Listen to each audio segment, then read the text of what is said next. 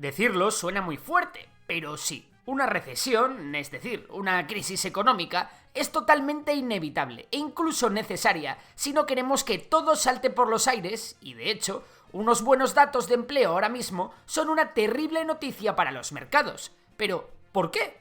Bueno, pues este vídeo va de eso. Hoy veremos por qué va a haber una crisis económica en 2023, por qué es necesario que la haya para que nuestra economía goce de una buena salud a largo plazo, veremos también cómo se ha llegado hasta aquí y, sobre todo, qué podemos hacer nosotros individualmente para protegernos ante una crisis de estas características. Empecemos por ver cómo comenzó toda esta movida. La crisis de 2008 pegó muy duro en muchos sitios del mundo, especialmente en Estados Unidos y en Europa. Así que para recuperarnos de tan tremenda crisis, los bancos centrales bajaron los tipos de interés, poniéndolos muy cerquita de cero e incluso llegaron a ser negativos. ¿Esto qué significa? Bueno, pues que los bancos centrales pensaron que dejando dinero casi gratis a las empresas y a los ciudadanos, estos comenzarían a invertir y a consumir para que la economía comenzase de nuevo a reactivarse.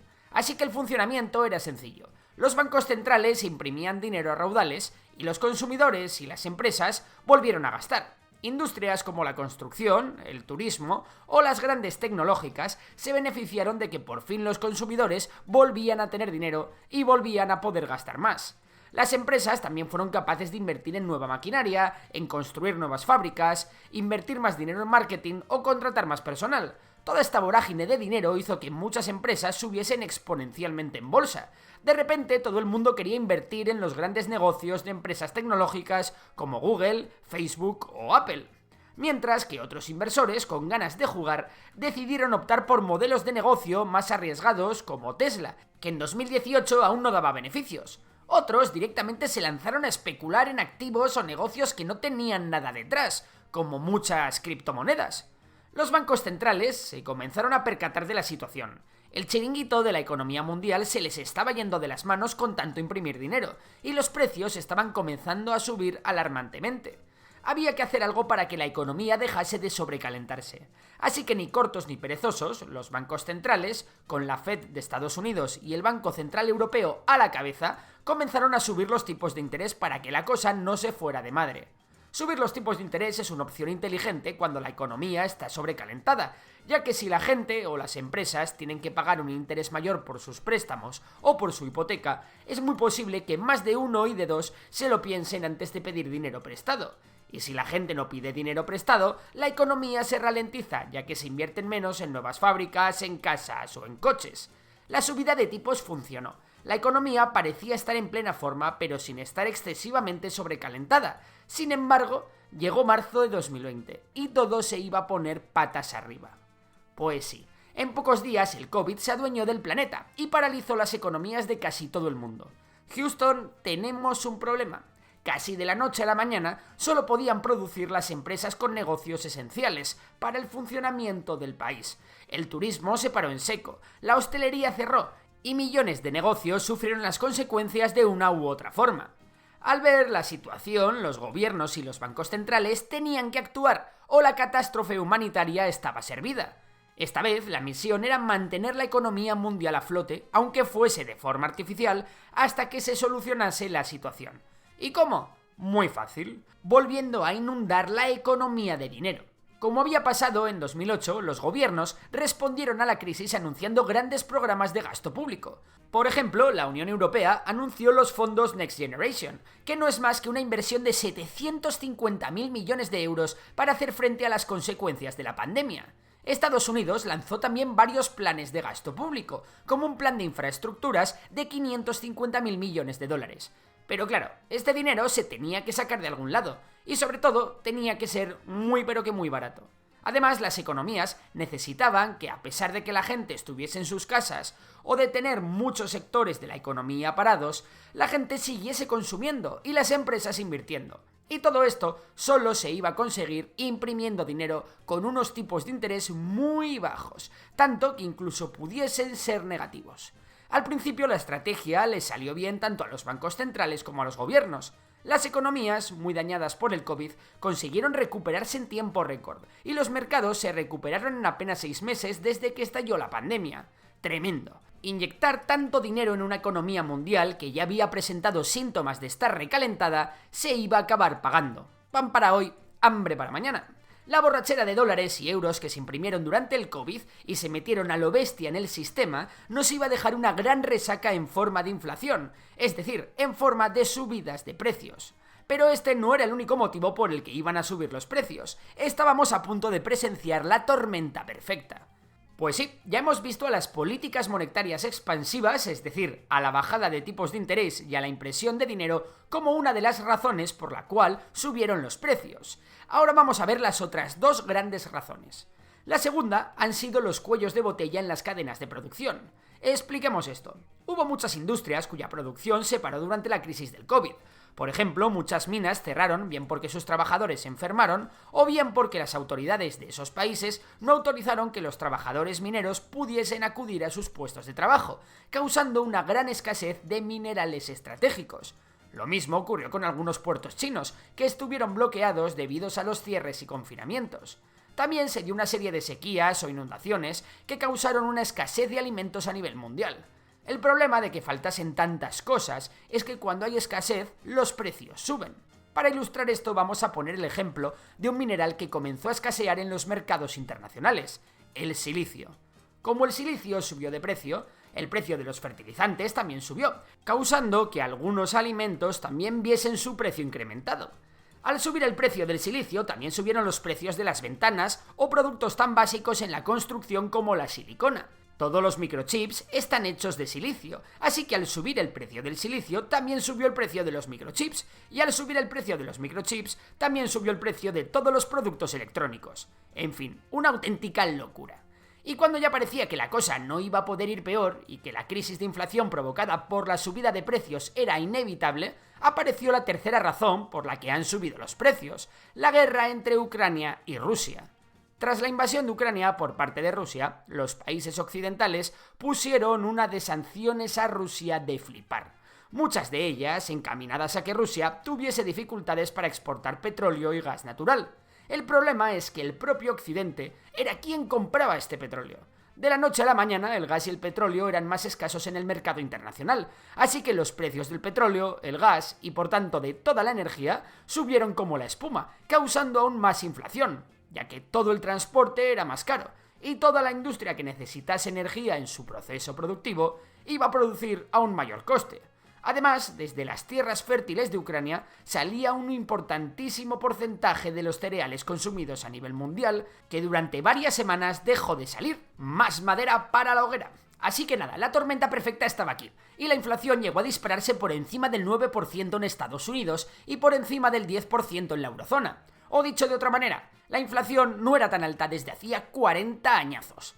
Bien, y así es como llegamos al principio de verano de 2022, con la inflación en un pico tremendo. Los gobiernos y los bancos centrales tenían que hacer algo. ¿Y qué hicieron? Bueno, como la guerra de Rusia y Ucrania no se iba a acabar, los países importadores de energía, como los de la Unión Europea, comenzaron a buscar alternativas al gas y al petróleo ruso. Han tratado de reducir su consumo de energía, han potenciado las renovables e incluso han puesto un tope al precio del barril ruso. Incluso el invierno de 2022 en Europa ha colaborado con unas temperaturas inusualmente altas. No está mal, pero esto solo ha mejorado los datos de inflación relacionados con la energía. Otro problema a solucionar eran los cuellos de botella en las cadenas de suministro. Estos problemas no han desaparecido del todo, pero con el tiempo muchos proveedores han podido incrementar su producción. Las empresas han acumulado stocks y China ha podido ir poco a poco reabriendo su economía y sus puertos. Además, tanto la Unión Europea como Estados Unidos han iniciado planes para asegurar los suministros de algunos componentes estratégicos. Pero todo esto es insuficiente. Y es que el mayor de los problemas que ha originado gran parte de la inflación es esa gran inyección de dinero que se hizo a raíz del COVID. Pues bien, los bancos centrales no han tenido otra opción y han hecho una de las subidas de tipos de interés más agresivas de la historia moderna. Si te vas a comprar un piso en España a principios de 2023, los intereses de la hipoteca se han triplicado si lo comparamos con los inicios de 2022. Y en Estados Unidos esto es aún mayor, ya que allí en unos pocos meses los tipos de interés oficiales han pasado del 0% al 4,5%. Y ahora la pregunta que te estés haciendo seguramente sea: ¿Ha funcionado la fórmula mágica de subir los tipos de interés? Pues sí, pero no. Es cierto que el crecimiento económico esperado se ha reducido un poco e incluso se han visto los primeros despidos masivos por parte de grandes empresas como Meta, Alphabet, la matriz de Google, o Amazon. Es cierto que la inflación parece que ya ha tocado techo y que poco a poco va descendiendo, pero esta aún se encuentra en niveles muy pero que muy altos. Los trabajadores despedidos están encontrando trabajo y la tasa de desempleo se encuentra en los niveles más bajos de todo el siglo. Esto quiere decir que los trabajadores continúan teniendo dinero para gastar, que la recesión se resiste a llegar y que por tanto hay que frenar más la economía para que baje la inflación. ¿Y cómo hemos visto que se echa freno a una economía? En efecto, subiendo los tipos de interés. Por ello ahora mismo se da una paradoja muy curiosa. Para que la inflación no se descontrole, necesitamos que la economía se frene un poco. El problema es que cuanto más tarde en frenar, más fuerte habrá que frenar. Y cuanto más haya que frenar, hay un mayor riesgo de que se dé una gran crisis. Por eso a día de hoy los buenos datos de empleo no son una buena noticia, ya que hacen que el Banco Central tenga que pegar un frenazo mayor y la bola de la recesión se haga más grande. Y es que el papel de los bancos centrales es encontrar ese equilibrio en el que mediante la subida y la bajada de los tipos de interés encuentren el equilibrio perfecto entre crecimiento económico e inflación. Por ello, a día de hoy las economías desarrolladas necesitan un freno, una pequeña recesión que acabe con la inflación y que nos permita poner en marcha de nuevo la maquinaria del crecimiento económico lo más rápido posible. Por ello, a día de hoy nadie duda de que la recesión se va a dar sí o sí en 2023. Entonces, ¿qué puedes hacer ante ella?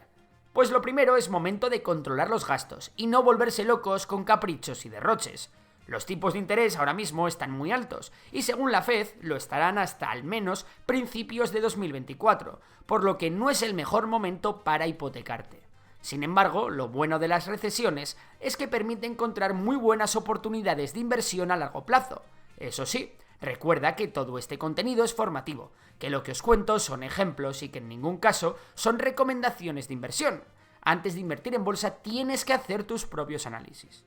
Bueno, como decía, si tu idea es invertir a muy largo plazo, podría ser interesante buscar empresas de calidad, que den beneficios, tengan grandes ventajas competitivas y estén a precios atractivos. Empresas como Meta, Alphabet, Nike o PayPal han sufrido grandes correcciones sin que sus ventajas competitivas se hayan visto muy comprometidas, y además no tienen deuda. Es importante tener en el radar muchas de estas grandes compañías y vigilar si en un momento dado el mercado te las ofrece a un precio atractivo.